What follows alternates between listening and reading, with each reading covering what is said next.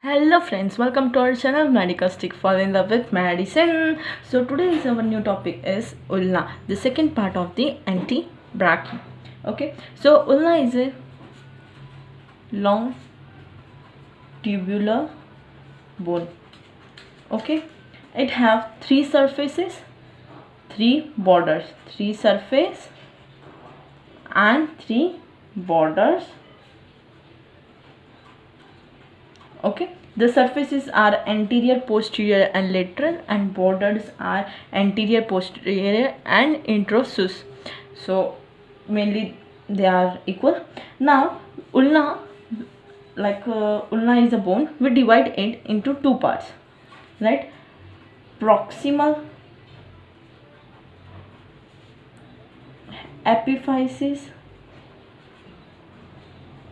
and distal epiphysis.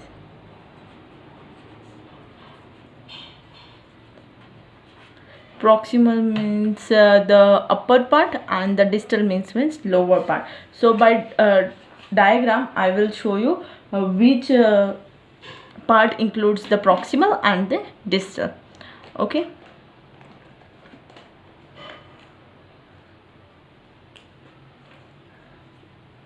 so I am drawing the anterior part.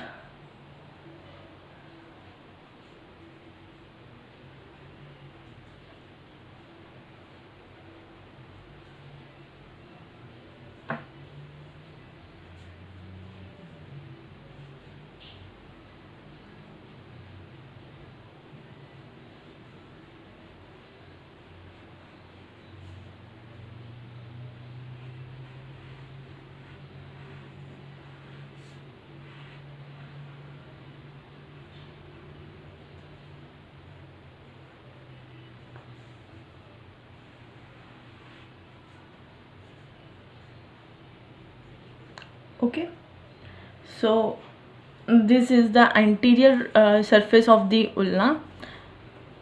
So I will label it, right? First, this structure, this whole structure is known as olecranon. Olecranon.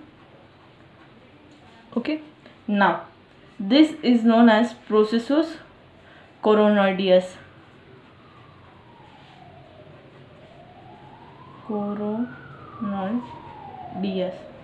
And this one notch type, this is known as incisura radialis. Okay, this is introsus border, or you can say margo introsus, and this one is margo anterior, that means anterior border. This is facies anterior. Facies anterior means anterior surface, and here we have the posterior border, or you can say margo posterioris. And here this is known as caput. Caput ulnae, it means head of ulna, and this is known as processus styloideus medialis. Okay, so the main thing I want to tell is that incisura radialis, how you will remember this, that this part of the ulna will connect to the radius, that's why this notch is known as incisura radialis. In next video I will tell you about the connection between radius and ulna, how they are connected with each other. Okay, so in that you will easily get to know. Now this is known as processus conoideus. As you know that in humerus we have, so this part is the part where humerus can join.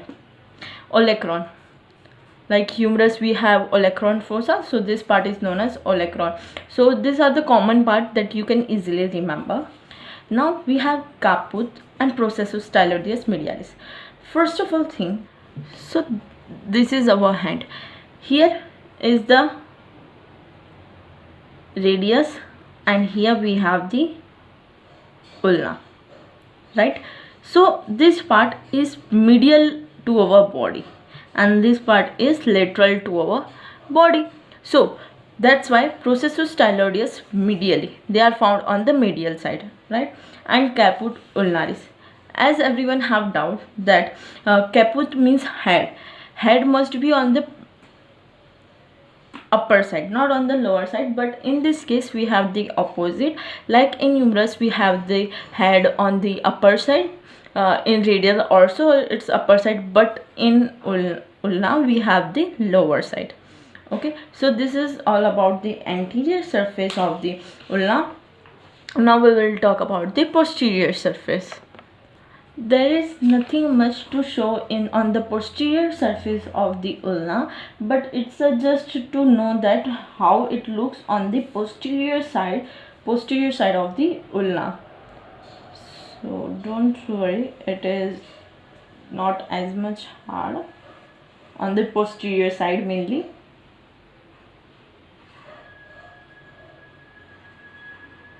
So this is how it looks on the posterior side. As you can see that it's a olecron, a bump like shape. This is known as olecron.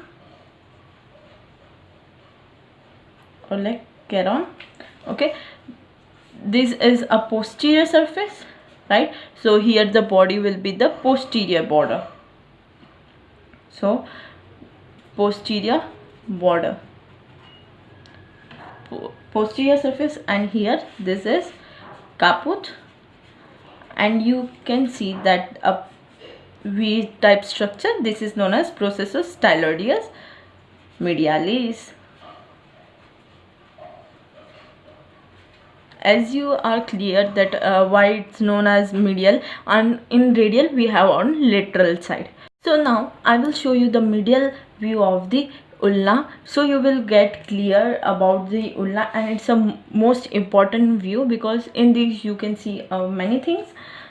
So let's begin with it.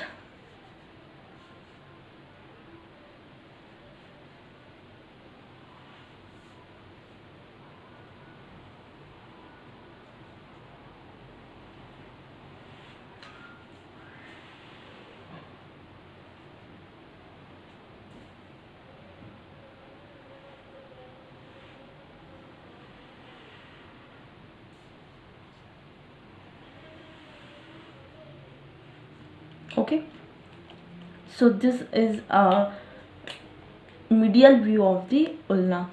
Here we have like this. So now I will show you that this is known as olecron, right? This is known as, here it's like a deep incisura like this. It is known as incisura trochlearis. Incisura trochlearis. Now this a pin like shape here, it is known as processus coronoideus. Processus coronoideus. Now here we have a notch once again. This is known as incisura radialis. This is known as incisura radialis. Now this is a tuberculum. This tuberculum is known as tuberculum ulnae. Okay, or ulnar tuberosity. Here you can see a straight line. This is known as crista musculi supinator tearis. So this is a crista musculi supinator. Here you know posterior border. This is introssus border. Yes, this is known as styloideus process, right? But here it is known as circumferentia